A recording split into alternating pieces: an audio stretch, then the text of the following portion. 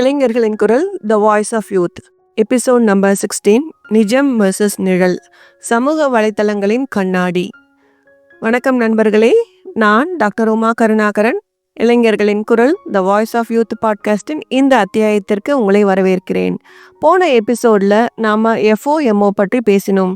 இந்த வாரம் அந்த அச்சத்தின் இன்னொரு பக்கத்தை பற்றி பேச போறோம். அது சமூக வலைத்தளங்கள்ல நாம் உருவாக்கும் செயற்கையான பிம்பங்கள்.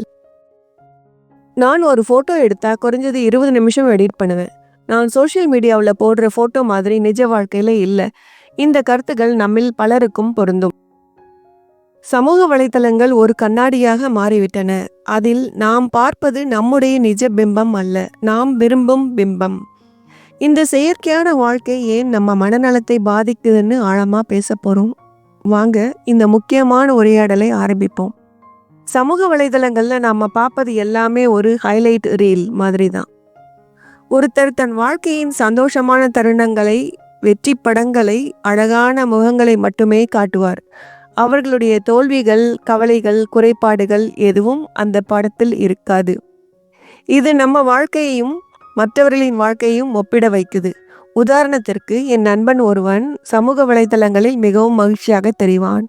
அவனுடைய பயணங்கள், பார்ட்டிகள் எல்லாமே பளபளப்பாக இருக்கும். ஆனா நிஜ வாழ்க்கையில அவனுக்கு மன அழுத்தமும் நம்பிக்கை குறைபாடும் இருந்துச்சு. அவன் சமூக வலைத்தளங்கள்ல எப்படி தெரிகிறானோ அப்படி இல்லைன்னு அவனுக்குள்ள ஒரு பெரிய போராட்டம்.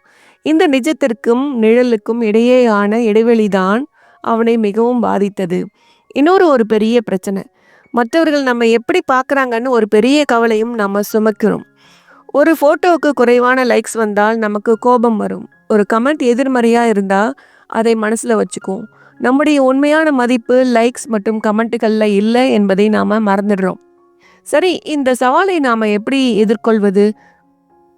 முதலாவது, சமூக வலைத்தளங்கள் ஒரு ஷோ என்பதை நம்புங்க. அதில் காட்டப்படுறது ஒருவரின் வாழ்க்கையின் ஒரு பகுதி மட்டும்தான். அதை உங்கள் வாழ்க்கையோடு ஒப்பிடாதீங்க. எல்லோருக்கும் கஷ்டங்களும் தோல்விகளும் உண்டு. இரண்டாவது, நீங்கள் நீங்களாகவே இருங்கள். உங்களுடைய உண்மையான முகத்தையும் உணர்வுகளையும் ஏற்றுக்கொள்ளுங்கள்.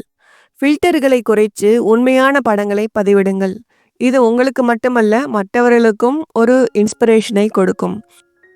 மூன்றாவது, உங்கள் வாழ்க்கையில் கவனம் செலுத்துங்க. சமூக வலைத்தளங்களில் செலவு செய்யும் நேரத்தை குறைச்சிக்கோங்க. புதிய திறன்களை கற்றுக்கோங்க. புதிய இடங்களுக்கு போயிட்டு வாங்க. நண்பர்களோட செலவு செய்யுங்க. உங்கள் வாழ்க்கையின் நிஜமான அனுபவங்கள் சமூக வலைத்தள பக்கத்தில் கிடைக்கும் லைக்ஸுகளை விட மிகவும் மதிப்புள்ளவை. நண்பர்களே, சமூக வலைத்தளங்களின் கண்ணாடியில் நீங்கள் பார்ப்பது உங்களுடைய முழு பிம்பம் அல்ல, அது ஒரு மாயை. உங்களை நீங்களாகவே ஏற்றுக்கொள்ளும் போதுதான் நிம்மதியும் தன்னம்பிக்கையும் வரும். இந்த அத்தியாயம் உங்களுக்கு ஒரு புதிய கண்ணோட்டத்தை கொடுத்துருக்கோன்னு நம்புகிறேன். சமூக வலைத்தளங்கள் பற்றி உங்கள் கருத்துக்கள் என்ன? நீங்கள் எப்படி அதை சமாளிக்கிறீங்க? நம்ம சமூக வலைத்தள பக்கமான யூடியூப் பேஜில் இளைஞர்களின் குரல் த வாய்ஸ் ஆஃப் யூத் அப்படிங்கிற ஹேஷ்டேகை பயன்படுத்தி பகிர்ந்துக்கோங்க. மீண்டும் ஒரு புதிய பயணத்தில் உங்களை சந்திப்பேன். அதுவரை உங்களிடமிருந்து விடைபெறுவது டாக்டர் உமா கருணாகரன். நன்றி.